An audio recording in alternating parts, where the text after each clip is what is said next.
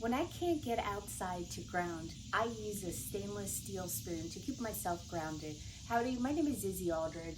I use a stainless steel spoon. You know it's stainless steel when it connects to a magnet, and I use it to rub the bottoms of my feet. Our cells are like little batteries, so when you have a positive and a negative charge and everybody lines up perfectly, everything in your energy is nice and balanced. But when you don't have that grounding, they tend to go in every different direction, and taking a stainless steel spoon reorganizes those little battery cells to make sure that everybody's lined up and organized. I rub the side of my feet, around the ankles, on top of my foot. Once I'm done, I usually take a couple of seconds just to notice the difference between the foot that I just spooned and the one that I didn't.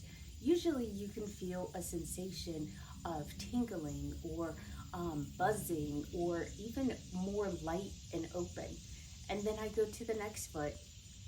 Until next time, keep moving energies.